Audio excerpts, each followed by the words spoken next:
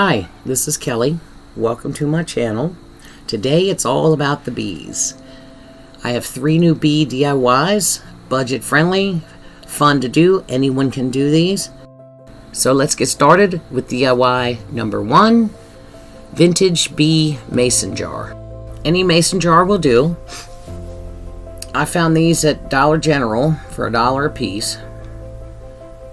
And later I found some smooth ones without those raised decorations on them, which work even better. So I am just painting this.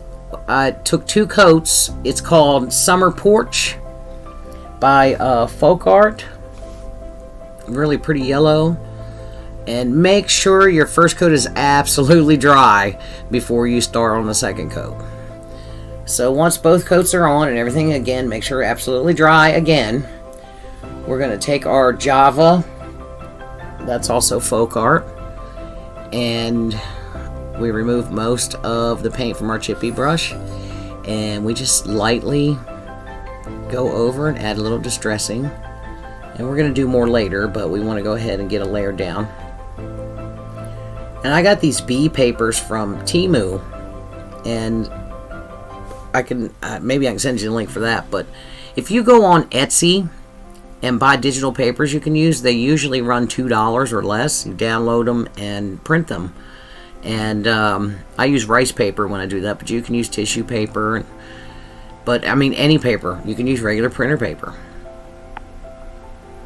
And if you search Junk Journal, they have some really nice vintage looks under the Junk Journal pages.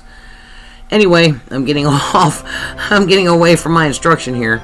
And basically we tear the edges off. We do not want to have a cut straight edge. You want to tear the edges when you're decoupaging. If they're going to show, you definitely want them. And when we distress again, those edges will pick up the distressing and it looks really cool. But basically we tear the excess off to where it fits, and we just Mod Podge one end of it down. Make sure that's down. And as you go, you'll see that across the top and bottom, when the jar starts to curve, it won't lay perfectly flat, of course. So what you do is, as you go, you tear from the edge inward.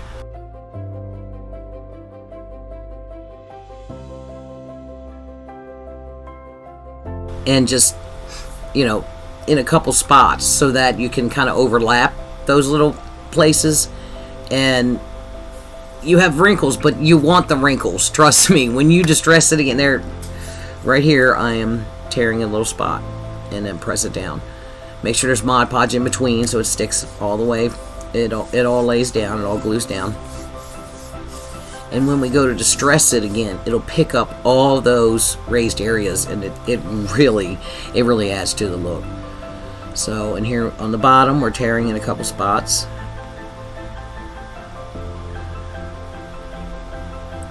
Mod Podge in there. Make sure make sure the edges especially lay down really well. And I'm just taking my brush, getting it under there, mashing it down, going around all the edges again. Yeah, these papers are really pretty. But yeah, Junk Journal. I know that sounds weird. I don't know if you've heard of a junk journal before. But then if you have Canva, you can resize things on Canva to make them fit. But generally the Junk Journal are smaller anyway, so it's easier to fit to a jar. So we're just putting our top coat, the Mod Podge, over the paper and around the entire jar. We're going to seal the entire jar with the Mod Podge. And now once that's all dry, we're going to distress it again. And watch, this is where the magic happens. It picks up those torn edges and the wrinkles. There you go, across the top. It's just beautiful. It's just so gorgeous. And that yellow background with the brown, it just blends so nice. So pretty. So the lids, we're going to make them rusty. We have Folk Art Java paint and some regular old cinnamon. You can also do this with spray paint. Be a little quicker and easier maybe. And just like the jar, you're going to want 2 coats of the paint. So we do the first coat on both pieces, and again, make sure it's absolutely dry. before we hit it with the second coat. So we get the second coat on there.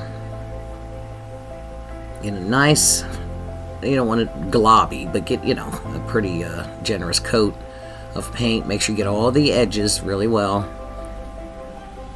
Get paint all over your fingers, because you're going to. And while that paint's nice and wet, we're just going to douse it in cinnamon.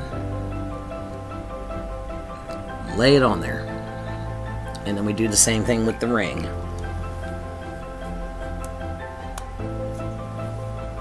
Make sure you have to lift it up and make sure you get the sides. There you go. So here's what it looks like. I've glued the lid into the ring already after I sprayed them both with that clear coat. It's a flat coat and it seals that cinnamon down, and it looks like real rust. It's amazing. It is amazing.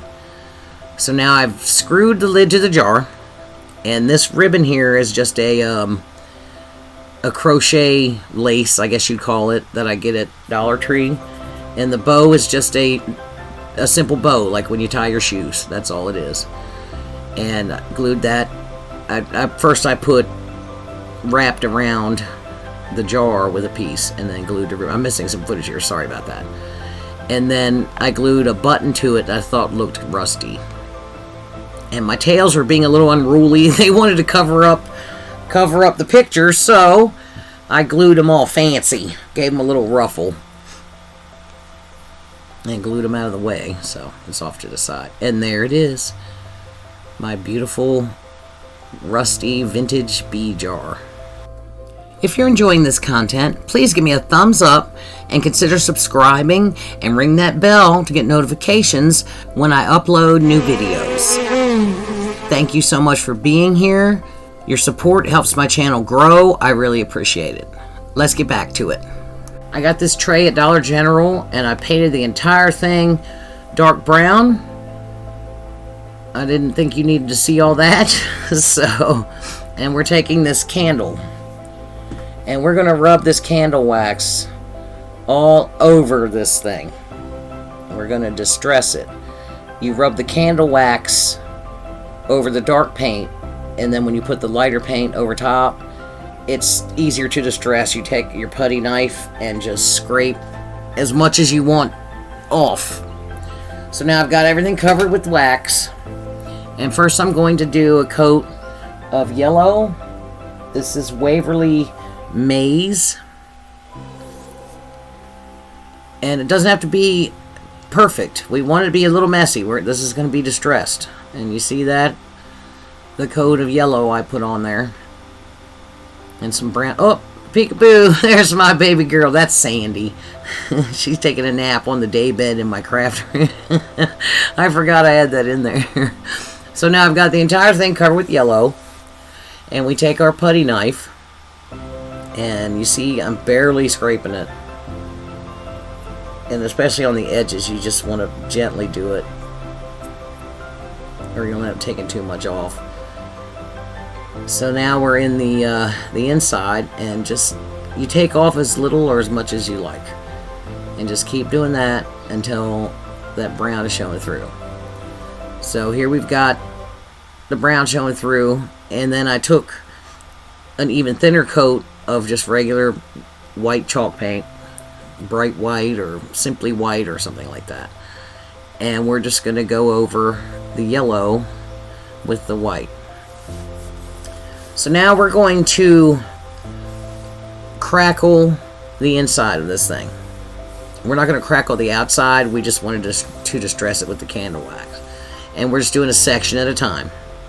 So I added my Elmer's glue to that side piece, and this is basic white or simply white. It's a Michaels brand. And you want to keep going in the same direction. Don't go back and forth. And when you have to stop, when you can't get from one end to the other, you can come from the other way, just stop it where the paint ends.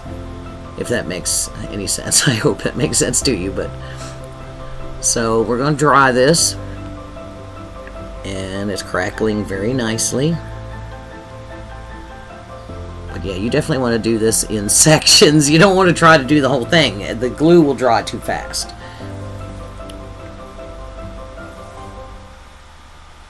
Yeah, that's looking good. So once we're done with the crackle, we'll have the yellow and brown showing through. That's the idea. So now we're going to do the side, and we take, this is just Elmer's glue, Elmer's school glue, and we spread a coat of that on that area.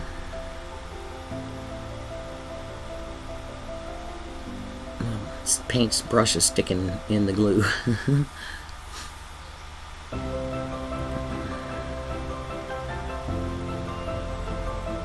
I guess I had some trash in there. I don't know. What's taking me so long to get this glue on here? You making you watch all this. Oh well. And you don't want to have to do it too heavy. You want it thick enough where it doesn't dry on you before you get it done. As long as I'm taking, I'm surprised it didn't dry out. So now we do the same thing. And the thicker the paint you put on top, the bigger the cracks. But in this case, on these sides, it's just kind of like get the paint in there as best you can, because it's hard to get it all in there. And you can go back over where you put it if you need more paint.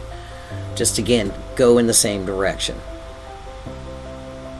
And I think I show better what I was talking about. When you do have to come from the other direction, just stop where the paint stops from the other way. There we go. And we just come from the other side. And if there's a little paint missing in between, that's okay. That it'll just crack bigger there. There we go. So now I've got, oh, look at that crackle. That's nice. Now I've got two of the sides done, and we're going to do the other two sides, and then we'll come back and do the middle. So I've already coated this with the Elmer's glue. As you can see, it's kind of shiny. And I got a bigger brush. It takes, you want to get this on here before that glue dries all the way. You let it dry for a few minutes till it's tacky, but you don't want it too dry or it will not work. And you'll see in project number 3, we have a little issue with that, but we fix it. We deal. So we just keep on laying down our paint, all in the same direction. And I probably should have done the paint a little thicker. I was trying to do it kind of thick because I want to see the yellow and the brown in the cracks, which you end up seeing it, but I was hoping for a little more. But the outcome's very nice. I'm not at all unhappy with it. It's very pretty. So finally, we are closing up the gap here. That last little bit painted.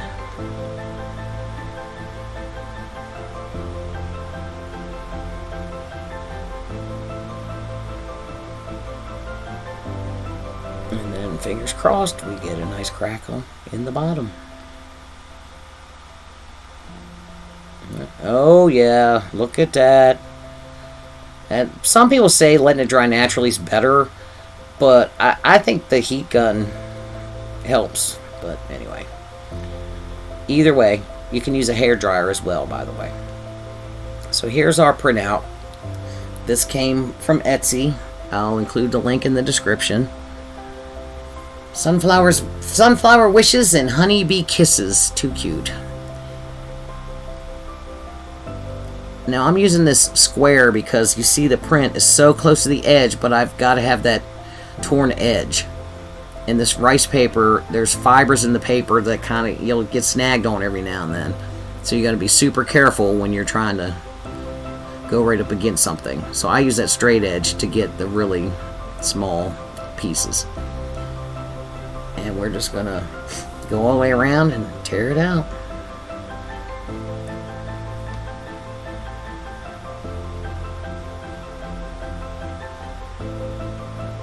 That is just so cute.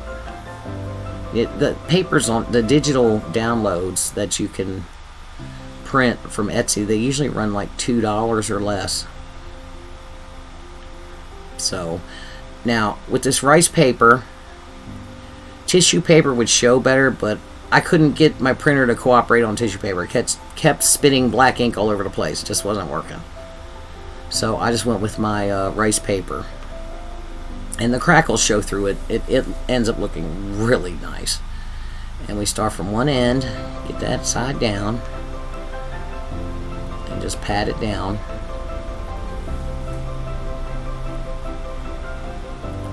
And you don't want real heavy coat of Mod Podge. You don't want that glue seeping through the top.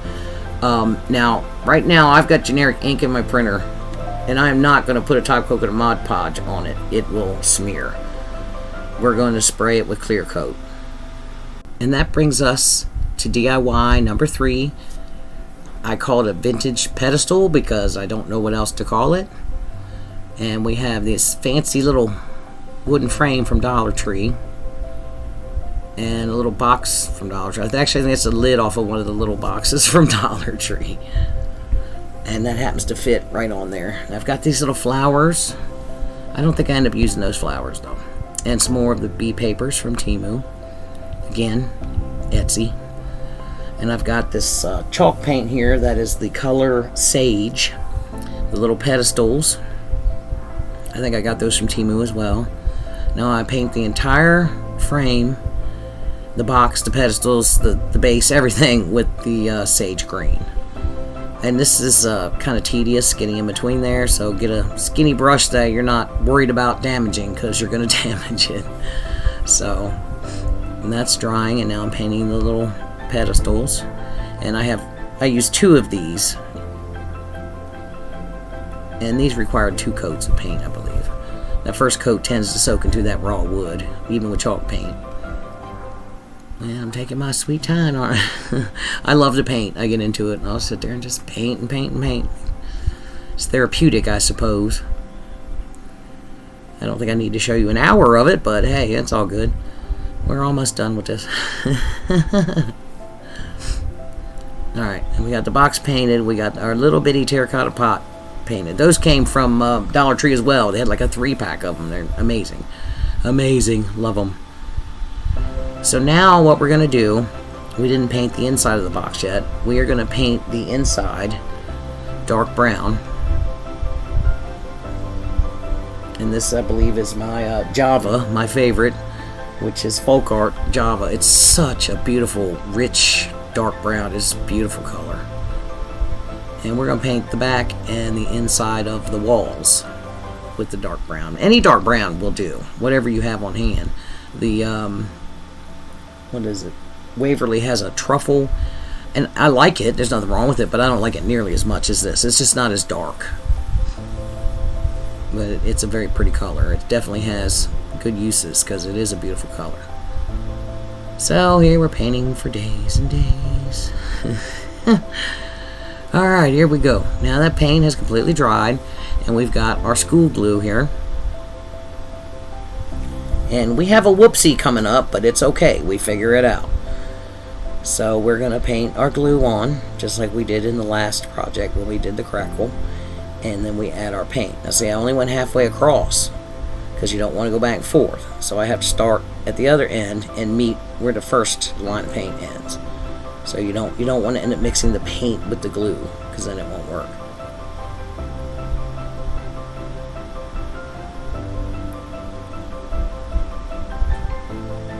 Alright, we got all our paint, we got it down on the sides and tap it in the corners and all that good stuff. And again, it doesn't have to be perfect.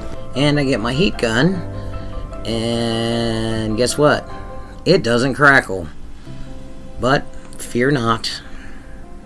Before it dried all the way, I got my putty knife and distressed it that way, and it turned out fabulous. So I didn't panic, and it worked out. So we're just going to distress our little pedestals and our frame and the base, all that good stuff, because we're going to glue the pedestal and the base pieces together once we're done distressing it. And this again is just Java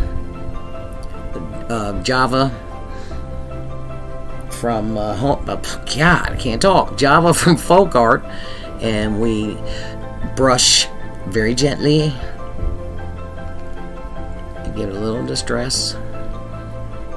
It really gives it some I guess depth, you would say, and personality when you go to that extra step, and it's not, hard to do.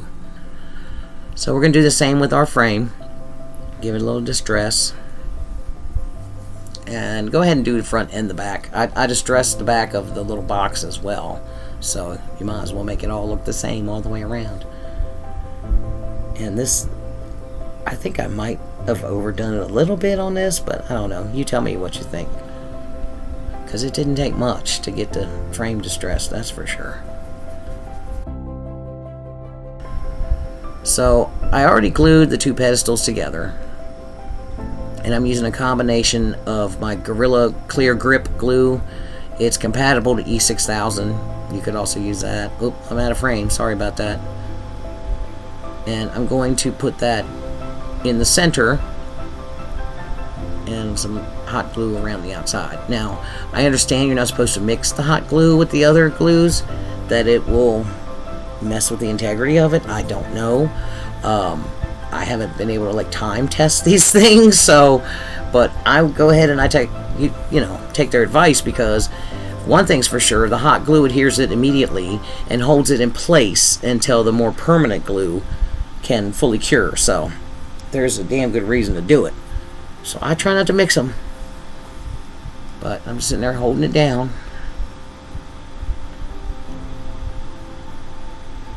But yeah, I just used wood glue to glue the two pedestals together. See where I left it unpainted? That's so the wood glue would adhere. So I just did that ahead of time with regular old Type Bond wood glue.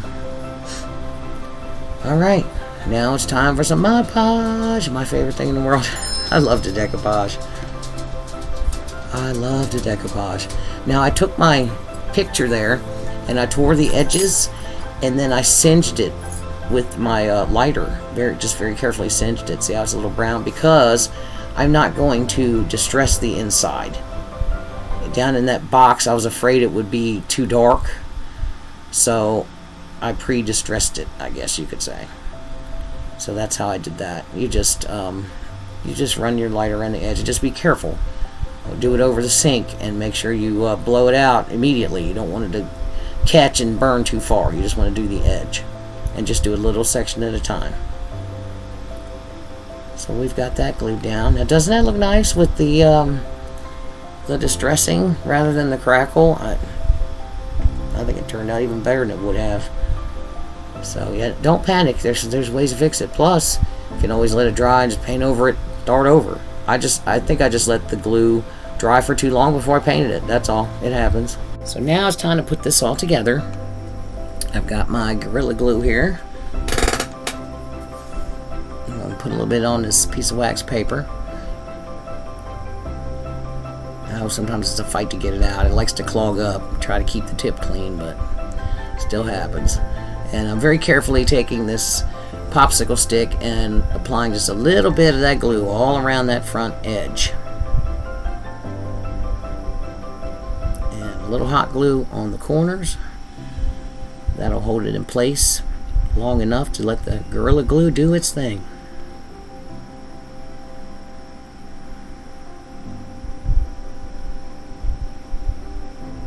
And it fits on that frame damn near perfectly. Just press it together a little bit. And it wouldn't be a bad idea to weight it, lay it face down on your kitchen counter or something, and put a couple books on top. I let mine dry overnight. Might as well, just to be safe. So pretty. So now I've got my Gorilla Glue on the pedestal around the outside, and I left the inside open for a little dab of hot glue. Just carefully center it. It's easy to center on this frame because there's a little filigree, I guess you'd call it, that shows you exactly where the center is. Look at her. Oh my goodness, so pretty. Here they are. Thank you so much for being here with me today. I really appreciate you. Please consider subscribing. It would help my channel grow. I'm just starting out. Until next time, keep crafting. Bye.